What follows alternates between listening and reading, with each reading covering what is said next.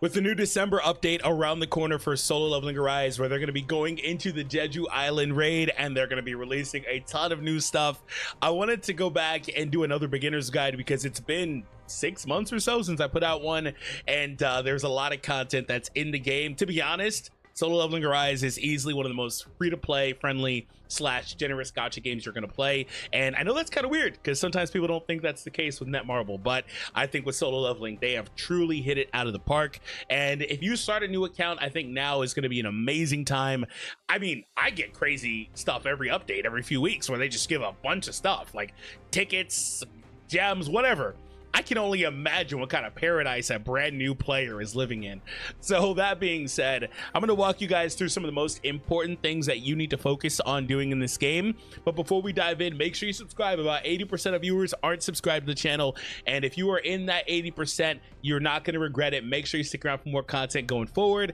Also, hit that thumbs up if the video is helpful. The like goal for today's video is going to be 2,000 likes. Pretty lofty, but I'm sure that we can do that as well. Now, I know that when you first log in, things can be kind of confusing. You see all these different menus, and then there's the other menu that has a bunch of different options, but don't worry, I'm going to walk you guys through the priority that you guys need to focus on, and also what all these things kind of are very quickly. We're not going to spend a ton of time on it. So starting off with story in the top left corner, this is the most important thing you guys need to work on progressing in. It's your gateway to unlocking the other pieces of content, basically. But all that truly means is you just, level up Sung Jinu, level up your characters, come back to story, push a little bit more, and then you'll unlock the other pieces because it's not all available to you from the jump. But there's 3 types of story. There are regular story, there's hard mode of the regular story, and there is also a reverse mode. They've buffed this as well, where they've added in more rewards. So it's never been more important to complete all the side chapters than it is now. You get tickets in here as well too. It's very important to complete all the chapters, complete all the objectives within the chapter, and there are a lot of side chapters. As you see, I haven't completed a lot of them myself. There's just so much story content and so many rewards, and they keep on improving it, like I mentioned earlier. So make sure you focus on that. But again, reverse story mode I believe unlocks a little bit later, but that's where you play with non-Sung Jinu characters, for what it's worth. Hunter Archive, I never really go into this all too much. It's like it basically tells you more about the characters, which is pretty nice when you have all these original characters. I mean, on this screen right now, there's at least 3 original characters, 4 original characters right now on the screen currently. The game has a lot of original characters. So anyway, you can go in there and find out a little bit more about them, see their Hunter origin story, which I will say they do a great job on this. They put out full manga panels or manhwa panels. It's pretty nice. Like, they do a great job on this. Like, look at this. This is for this character, and how this is. Like, they do a great job on this. So I will say I don't come in here all too much, but it's cool. You can also unlock some costumes for some characters, but that's what that's for. Gates, this is a piece of your daily content. You want to make sure you're completing gates as much as possible. I do recommend trying to complete A and S rank gates, because once gates are completed, they can be mined, and S and A rank gates can be mined for soul essence as well. This is not one of the primary ways, it's just a secondary way for you to get those, but it obviously adds up over time. But regardless, all the gates are valuable for one reason or another. The different colors of gates drop different stuff. You're going to see that it's kind of pointing out which enhancement stuff you're getting from each of these. There's only blue ones here. There's gold gate, there's red gates, things like that. So complete whatever available to you, but you want to try to do S and A ranks. And also with gates, you want to complete as many as you can to complete as many bonus activities here to get the experience for Sung Jinu. This is one of the main ways that he gets experience, and leveling up Sung Jinu is the entire game. Like, you need to do that, especially early on. So you're gonna hit points where if you feel bottlenecked, where you kind of get stuck, and it's like, play with Sung Jinu at level 35 and maybe you're level 32. The gates are going to be one of the primary ways to do that, so worry about that. Also your activity funds, which we'll talk about a little bit later, that's primary too, but all in all, that's how that goes. This one in the bottom corner is mainly just for an event, if I remember correctly. Anyways, so encore missions and instance dungeons are gear farming stages. As you see, they tell you which types of gear you're going to get here on each one. These are for the right side. You don't really have those from the jump. You only have the left side, I believe. But regardless, farm what's available to you. Higher level is important. Ultimately, when you start unlocking level 75 and so on gear, you want to really focus on that. Also with gear, make sure you're using full 4 set pieces or 8 set pieces. Don't really worry too much about anything else. When you're first starting out, you can do 2s, but I'd pivot away from that pretty quickly. There are some combinations where you can use 2 successfully, but most of the time it's 4 and 8. All right, so instance dungeon, again, same deal, just different ones. On the right side, you have a lot of content that's just unlocked later on. So Battlefield of Trials, this is just a, I don't want to say tower because there is a literal tower, but there's, for all this stuff, there's a Sung Jinu mode, there's a non-Sung Jinu mode, there's also a, the base mode. So I was on challenge, that updates every time there's a new update, every couple weeks, basically. But the base mode is here for a while. Every 5 stages are going to get tickets. On every stage individually, you get different rewards. For example, 165,000 gold there. There's also, again, the non-Sung Jinu option where you can complete the stages here with the objectives and get the rewards. So that's all this really is. Power of Destruction has been nerfed because you don't have to play it and rank every day. Ultimately, what this is you go in and you fight the boss, and your score gets ranked across the entire player base, I guess, or people on your server, I'm not sure. But you are able to, from there, get ranking rewards. So that's all that really is. It's basically just a damage ranking. So do as much as you can. You get 2 attacks, 2 full teams, using Sung Jinu, of course, and you go from there. This is a time attack thing. So you go in here, and I do recommend completing this. I autoed this last time, and I still got top 30. Rank 16 in my group. I'll probably play it again to get better. There are specific comps that are really good at this, but you know, you can kind of figure that out as well. But you want to complete it so you can get the rewards, and then at the end they do give you the materials for the exchange shop, because there is an exchange shop that corresponds with that as well. Guild boss is, well, what it says, the guild boss. They're also with the guild boss, there's also a damage meter thing and a ranking system in there as well, so keep that in mind. Battlefield of Chaos is where you farm gems. You basically just go in here, fight the stages. I've actually not completed this one to 15. It's the only one I haven't. You go in and fight the stages, you unlock gems, and gems are a way to enhance your characters. We'll talk about that a little bit later, but that's pretty much what this is. Outside of that, Workshop of Brilliant Light and Simulation Gate are 2 other newer pieces of content, although Simulation is the brand new mode. This is a tower mode. Basically, you go in here, you complete the content, and then as you beat this stage, you get the reward, and then it unlocks the corresponding stage. When you play this stage specifically, and then this other one over here, you have the ability to unlock blessings, which are just effects like increase crit damage, increase your ultimate damage, things like that. Quick note on that, you typically want to grab ultimate damage, but that's that, right?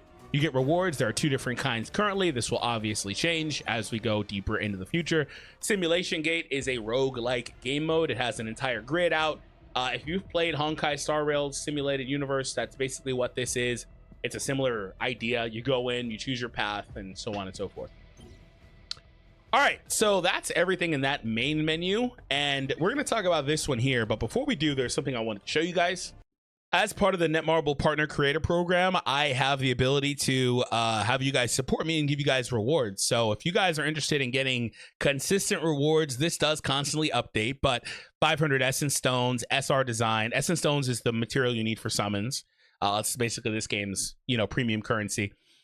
There is 2, by the way, but don't get turned off by that. I know that's typically a turn off for people. Don't worry about it. It's not as crazy as you may think. Lucky skill runes here, like this constantly, they constantly, like, so this video is going to get submitted here and they'll give me more rewards. And basically how it works is I can send it to everyone that's supporting me just directly into your in-game account. This isn't going to go through because I've already done it, but that's how this works. And all you have to do to get this is go to the link in the description and press it, and then on my page press support. That's it. That's it. That's really all you have to do. Now, quick note on that, you will have to check that pretty consistently because it will kind of reset every season that we have, but keep that in mind. So if you guys are interested in free rewards, it's helpful for me too. I get like a percentage back on any purchases you guys make, but if you're not a spending player, that's fine. You still get free rewards. Let's cook the books. Make sure you support me back down below in the description. Let's go back over here. We're going to go kind of rapid fire through this main menu.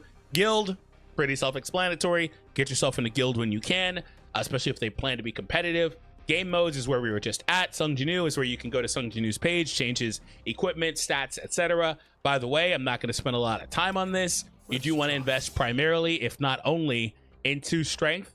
I have a little bit here. Don't do that. Put everything in strength. There you go. Thank me later. In terms of skills and blessing stones, focus on using skills and their runes that correspond with type opponents. Like if their enemy's weak to fire, use fire if you got it, right? Typically, also, you want to use a break skill. The Almighty Break is the best break if you've got it. So worry about that. In terms of blessing stones, this is a little bit of a, like, you know, there needs to be like a tier list for this thing. But I really like some of the ones I'm going to click on right now. I'm not going to really bring them up, but the ones I'm going to click on I like a lot. So starting there, here I like this one. I really like this. I really like this. And I really like, I mean, it just kind of depends what you're trying to do, because there's some of these that are like combinations, right? But I didn't want to spend too much time. Daily quest completion will save your butt a lot in the early game, so don't take it off if you can help it. All right, so hunters, it's the same thing for hunters, except they don't have a stat spread grid thing. They've got this separate function where you can enhance them through this, but a lot of their stats otherwise is going to come from the artifacts you put on. I guess we should talk about artifacts briefly, because I've already kind of talked about it a little bit. But here's a look at Sung Jinu in one of his better builds. 4-piece of that, 4-piece here, and the stats from the artifacts are put on Sung Jinu, and you can see my current build for him. Typically, if you want to know what stats to put on a character, the game actually does a good job now. It's not as confusing as it was before, but the game does a good job now of telling you what stats to invest in. For example, some hunters don't use their attack stat for damage. They'll use defense for HP. It basically means you can ignore the attack stat, right? For example, here's a look at one, Wu Jinchul. He does not do anything with his attack stat. His damage is based off of his defense. You can see that here where we look at his attack skills. They all say scales off of the user's defense. There are characters that say the same for HP, and of course there are some that say the same for attack. So when you're putting on artifacts, you don't want to put on artifacts on Wu Jinchul as an example that increases attack, because that doesn't do anything. It really doesn't. So put on defense-based ones that'll increase his tankiness, but also increase his damage. So on and so forth. Pretty straightforward. It's a little bit wonky of a system, but it's pretty straightforward. Army of Shadows. This is where you go to unlock your shadows and enhance your shadows. They are going to be adding in more as the game goes on, of course. I think Beru is around the corner. Hopefully there's a certain healer that gets added here. I think that could be kind of fun, because they do have game original shadows too, in terms of like blades, Serbi, which is really funny conceptually, and we also have Kaisel, which is not actually, no, Kaisel's actually an original one, right? He takes his wyvern, right? Anyway, so Big Rock is an original one as well. So anyway, Kaisel is what I meant to say. Is I'm pretty sure he's in the series. Flies on him all the time. I just don't know if that's actually Kaisel or not. I think it is. Anyway, moving on. So in terms of this, a lot of these are really good. It just kind of depends on what you're trying to do, but a lot of times, I'm going to make this very simple for you. A lot of times you're going to be leading with Big Rock. These characters all have a shadow authority and skills. The shadow authority is basically their passive. As you see, that's the most important thing. When you go to team construction and you take on a stage, it'll let you choose 3 shadows, but only the shadow in the first slot has their shadow authority active. The other 2 slots do not. They don't matter, so don't worry about that at all. That's the only thing that matters in terms of like that, who you're going to put there. Typically right now at the time of the recording, you're going to want to lead with Big Rock. A lot of the times he's really good with hunters that are able to spam their skills. Think Cha Hae-in or Amamiya Mirai or characters like that, or Sung Jinu in certain builds. He's able to do that too. Egress is a really good consistent one, because critical hit rate increase is actually low-key kind of hard to come by in the game. And other than that though, I don't really like most of these other ones. You have some that are good for like certain stats, HP, defense, attack. That's fine. Tusk is good, but mainly with hunters that do a lot of core, or weapons with Sung Jinu that do a lot of core attacking. Think Alicia, she's really good. All of her damage comes off of her core attack, so there's that as well. But for the most part, the other 2 shadows that are not your lead, you're going to want to have characters that do core things to your team. So one of the ones I typically recommend and do use myself is Serbi, because he has combustion as an effect on his attacks, which deals damage equal to 50% of the user's attack every 3 seconds and increases damage taken by 5%. So that is pretty massive. When I'm not using Sung Jinu, I like to use Tank, because defense decreases on the opponent. He has that in here somewhere. It's actually low-key hard for the non-Sung Jinu hunters to do a defense decrease. They don't put that in their kits very often. Sung Jinu could proc that pretty consistently and easily, so I wouldn't worry about that. Then there are also some of the shadows that do bleeds, which is pretty nice as well. So that's more or less a rundown on this menu. And in order to get the materials to enhance or unlock shadows, it's going to either be in exchange shops or in gates, things like that.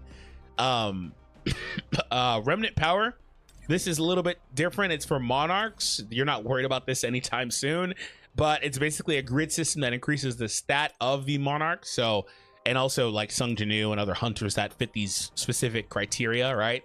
That's basically what this is. This is something that you unlock when you get to workshop. Don't worry about it right now, but it is another option. So yeah, Baron would be on my team. If I were to use him, I'd press the button and he'd come out and do a big old swing of the sword.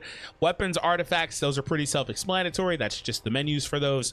Cores is where you go to see the cores. I don't have very many because I don't really play workshop very much, but that's where you get them, and they are basically extra effects on your characters. So if we go back to Sung Jinu and look at the core page, they have extra stats on them. They're very important, by the way. Just because I don't do it doesn't mean you shouldn't do it. You should do it. Increases the stats here. Another increase here with the passive, and then they'll have other effects and stats that are boosted as well. You can put these on any hunter in the game. Excuse me. Any hunter in the game. I'm a little bit sick. Excuse me. So draw, that's the gacha. I guess we'll go to the gacha here. Quick thing about the gacha. The game's pity works as follows. So when you do your pulls, around the 64th pull, the 64th pull onward until 80, in that window, the gacha rate consistently goes up. The base rate, I think, is 3%, but every single time you summon after 64, it goes up by 5%, 5%, 5%. And no, that doesn't mean if you got, and we thought this for a while, that doesn't mean if you got to like 79 and did a multi with freaking 100% chance or whatever it is, that doesn't mean you're going to get a multi full of SSRs. That's not how that works. But what it does do is it'll increase your likelihood, of course, of getting a single SSR. By the way, it does go one by one. So even if, like I said, you got to 99, that next one's guaranteed to be an SSR, because of course it would be, then it automatically resets back down to the regular rate. It doesn't stay at that rate for the duration of that multi. That's the point. Anyway, it gets you to the point where you're guaranteed to get something there. Now, that guarantee of the SSR in your first rotation is guaranteed to be, it has a 50% chance. It's either a new character you're looking for or something that's not featured. Now, here's the deal. If you get the character there, you next rotation, you're going to do another 50-50. It could be the same character you're looking for. It could be the one that it's not. However, if you ever get to the point where you lose the 50-50 and it's not the character you're trying for, the next one is guaranteed. The next rotation or the next time you get an SSR is guaranteed to be the character you're looking for. And by the way, what I just said is very important, because you don't have to go all the way to pity. You could lose the 50-50, do 2 multis, and you're like 20 out of 80, and then get an SSR because you were just lucky, and that character is guaranteed to be who you're looking for. It's a very good system. It actually is really good. For Thomas Andre here, I got like 4 consecutively, and like, it was crazy. It was the craziest summon video ever. I got like 4 consecutively and like 50 summons. Like maybe less than that, I think 40 summons. Like, it was crazy. And they were all in different multi-summons because I kept winning the 50-50. And anytime you get an SSR, it's going to proc the pity rate. That's the point. You don't have to get all the way to 80 out of 80. You don't got to get to 65. Anytime you get an SSR, it's going to proc the rate, and then it'll reset accordingly. Very good. That is true on all of these banners. The only difference is that as you get to these custom draw banners, you can select what you're looking for. The difference is that when you select the rate is split between this. So how it looks is you can choose 2. So out of the 1.2, 0.6 between is split between these two. So 0.3, 0.3, and then the rest of that 0.6 is split there. Same deal here though, except you're choosing 4, so it's broken up 4 ways instead of 2 ways. I think the gacha system is really good. Now there are 2 different tickets. There are 2 different currencies. This is the paid only currency. This doesn't really matter in general gameplay. The only way that matters is if you wanted to go to the shop and exchange it for currency, because in the shop they have packs where it's like certain only diamonds, no essence, which is the other icon. Only the diamonds can be exchanged for this specific pack that'll give you XYZ other items. That's all that does. You can also exchange it at a 1-to-1 ratio for tickets, which is the exact same thing Soul Essence does. It's not like something that's like super duper crazy in this game. I know people typically see that and are like, nah, I'm not playing a game that's got double currency, and I understand that. In this game, it's not a big deal in my opinion. Missions are your daily objectives. This is where you go to complete your dailies and your weekly missions. Very easy, self-explanatory stuff. Achievements is your missions, so you can complete these as well. Codex, this is where you see the entire library of everything in the game. Manage teams, where you build your teams. Bonds is a system that as you level up and advance, excuse me, which is dupes your characters, you do get rewards for doing so. They're also split into factions. The faction thing doesn't really matter. It's not like there's an extra stat increase or anything. Crafting, you craft specific items. Fusions is where you fuse the materials needed into other items. This is where you get blessing stones, runes, which is your skill runes, which is the different variations on the skills, right? You also can get gems here, higher level gems. Down below here, you got the dispatch, which is where you see your gate dispatch, what's currently ongoing. And also special commissions. This is just basically how many times have you destroyed X enemy, and you get rewards for doing so. Keep that in mind. You can target farm some of that stuff if you want to. I don't typically do so. Armory is something I don't really think you guys should worry a ton about. It takes your strongest weapons and it puts them here. You can't place them in any order you want. It just kind of automatically does it. What happens though is that as you upgrade these, a portion of your strongest weapons gets transferred over to the stat column for your match. So my total armory is at basically 90,000 power. So when you take on a piece of content, it tells you the recommended strength you should be at and your current team's strength. So if you are too far below the recommended number, it's going to put your numbers in red. And when you're in red, that's very bad. Your stats start falling off. You're not going to get any crits. You're going to do less damage. Long story short, you want to at least be in the white. Now, this is an invisible buff because say I was 150,000 power below, or let's say 100,000 power below the recommended number. Say it was 400 and I was at 300. So this would give me a buffer. That's basically what this is. This isn't going to show that I'm at 380. It's just an invisible number. It gives you a buffer. So you'll be far below the recommended, but you'll still be white. And when you're in white, you're not having all your stats fall off the same way. It's something that you don't have to worry a ton about, but it does help as you enhance it and get further in the game. But early on, I wouldn't worry about it. Hunter Preview is just where you can test out the new characters without summoning them. Battle Tiers, where you get rewarded for increasing your overall power on your characters. It's not the hardest thing to cheese. If I wanted to do this, I could jump up a good bit more right now. You get rewards for it. Like I could probably push this one right now. A lot of this comes from enhancements in characters. Also, artifacts play a humongous role in this, so keep that in mind. Gems is where you get the you get to put on the extra gems, which increase your stats for your characters. As you see, I can put on gems and increase additional attack, percentage, things like that. Typically, when you first start out, you can use lower tier ones, but you want to move the lower tier ones off and fuse into higher ones and put those on. Costume Codex is a look at all the costumes in the game. Forum is online forums tutorial. This is where it's going to take, I never completed this, but you should. It takes you here and it kind of just shows you basic stuff here, but you do get rewards for it. Just all you have to do is press the button, you get rewards for it. All right, so I've now walked you through all of the general menus and everything for the most part. I mean, if we go to the shop, there's a bunch of different sub menus and stuff like that, but you don't really need to worry about that all too much. I guess I'll show you this. The circle with the star on the side is the ongoing events. Make sure you complete as many of these missions as you can per day. They do reset daily. The game has a lot of little systems like this where it's like a mini game. You've probably seen it in other games. And there are also other ones here where you unlock rewards. Like right here, I'm going to get a free SSR weapon for Sung Jinu of my choice. Again, extremely generous game. Extremely generous game. I can come on here and choose whichever one I want. These are mostly all good weapons. That's the crazy thing. They're all really good weapons for the most part. The only ones that aren't are really old ones that haven't been buffed. But a lot of them get buffed. They're constantly changing that stuff around. This is a grid event here where you can kind of go on and then just flip these tiles over. You get the corresponding reward, and then when you get the primary reward, you can reset the page, and then it'll take you to the next page. The game has a lot of little stuff like that. Here's a little capsule gacha thing where you roll the tickets in and you get the rewards for it.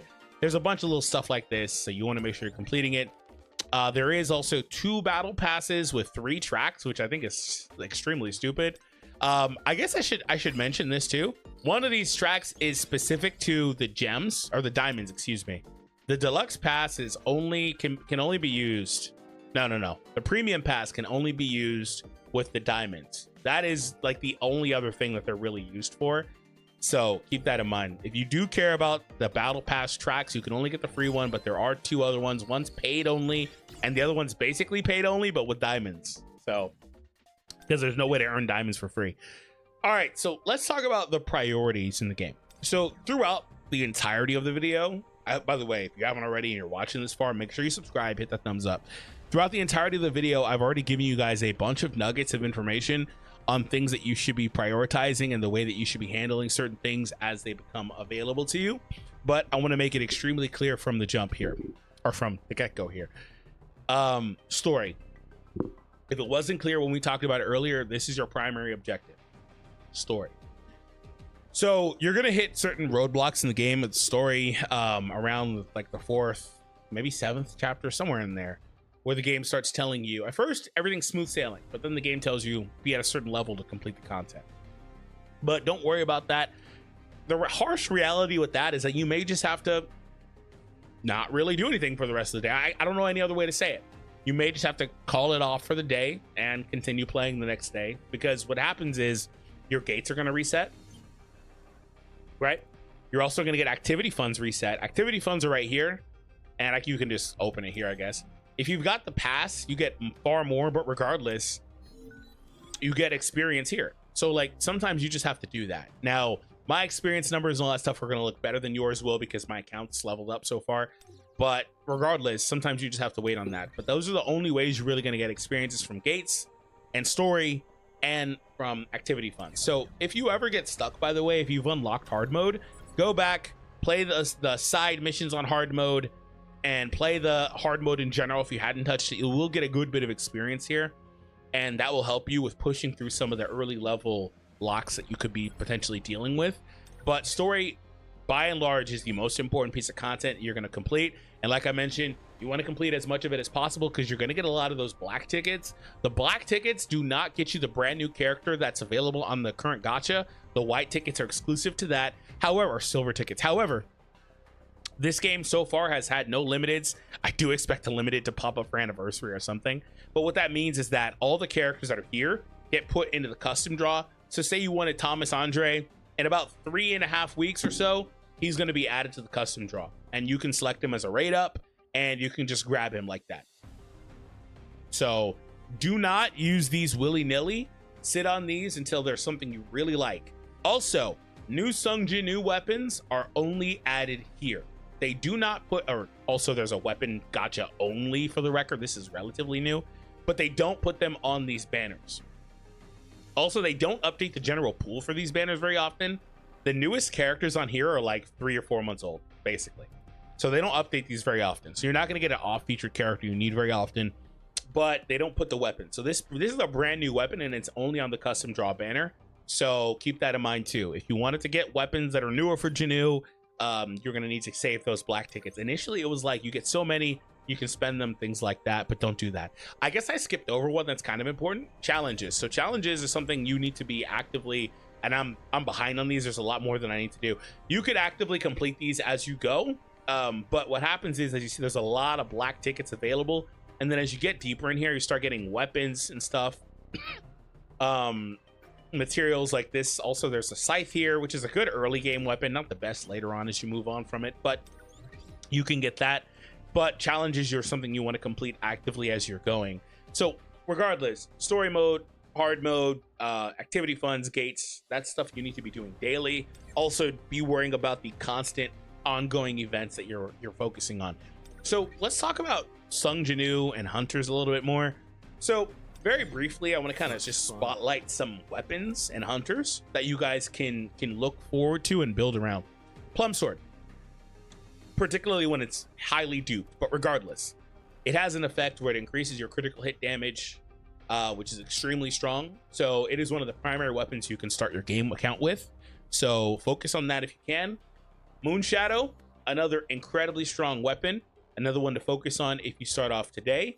The Demon King's daggers, extremely strong. Demon King's longsword, also extremely strong. But all those weapons get much stronger as you go on, right? As they get more advances in them. There are other ones in here that are really good, like the Grimoire or the Phoenix Bow, but I'm only going to highlight those for sake of time. And for hunters, similarly, I'm going to talk about only a few of them. So the quick thing you need to know about hunters is that having a diverse cast of hunters matters more when you take on certain content, because there are going to be restrictions. Certain elements will be weak against certain enemies. or they're going to need to be broken because they'll have a break gauge, which is why, like I talked about earlier with Sung Jinu, putting a break skill on him is very valuable. Also, I guess I should mention this too. All the hunters also have a support skill that only triggers when they're on the mode with Sung Jinu. So here's a look at this one for Wu Jinchul.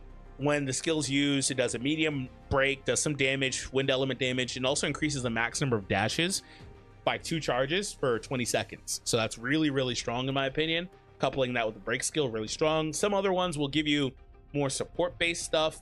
Typically, like this one here, I like it a lot. Gives a shield, crit rate, and damage. Typically, passives aren't really applied to Sung Jinu, but sometimes there are some like this one where it says all team members. It's not, because a lot of times the passives need to be procced by the character actually being in use in gameplay. Support skill, being a support for Jinu doesn't trigger that often.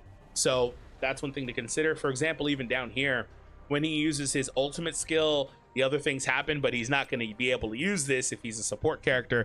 But regardless, he's got a really strong passive along with the support skill to increase your overall damage on the opponent. Very, very strong skill to have. So keep that in mind. But again, focusing on elements, whether you're using Sung Jinu or you're in a hunter only mode, is important. Also focusing on whether they've got a break age or not, and you need to break them. You need to have a breaker typically. But some hunters that I do think are extremely strong, obviously Thomas Andre, really, really good right now. He's brand new. Amamiya Mirai, insane DPS as well. Both of them are, I think that they're both the top 2 DPS. Maybe Silvermane's in that group as well.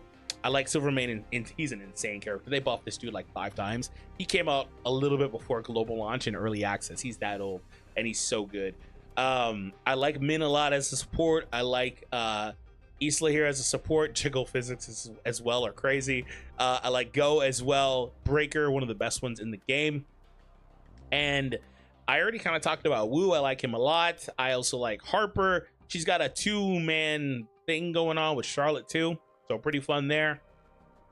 Once again, there are other characters I could spotlight, but I don't want to spend a lot of time on it. You'll have to kind of just, you know, get to that as you get to that in other pieces of content or in excuse me, in your own practicing with the game. And that's mostly everything. So to recap, story mode, events, gates, those are the main things you are focusing on as you are starting. I do think you want to have forward thinking as well. I guess this is something I haven't talked about. You want to be forward thinking to the point where you're going to be considering like what your next step is, where you're going to get to play workshop eventually. Like workshop is going to be monumental for your ability to progress with the game so far, and you're going to want to be building characters that also fit the recommended elements. I don't know if this will change, but if it's wind and it stays wind, then Amamiya is going to be huge for you for a really long time. She's a nuke on a support skill. She doesn't do anything but damage there for Jinu, but she's a nuke there. She's a nuke character in damage. She just rips through the opponents. Her ultimate cooldown is crazy. Amamiya Mirai is insane, so she's one of the characters you can focus on a lot. But have forward thinking about the content you're going to unlock. It's kind of hard to tell you a specific set of characters because they change requirements pretty often based on whatever's happening in the game, which is why I said I don't know if workshop will change in the future. Outside of that though, have fun with the game, build what you want, build what you like. I think that is important to say in any gacha game, of course, because I know there's always going to be pressure from anybody to tell you about the best meta characters possible and what you guys should be building. Now, I did a video like this about 6 months ago where I covered the best things that you guys need to be focusing on. Very similar, like I said, I wanted to revisit it, but there were other things that I didn't cover in this video that I did cover in follow-up videos a while back. So if you want to see those, they're clickable on the screen right now. Make sure you click them before you go, and I will see you all over there. Subscribe if you are new, and take it easy, everybody. Peace out.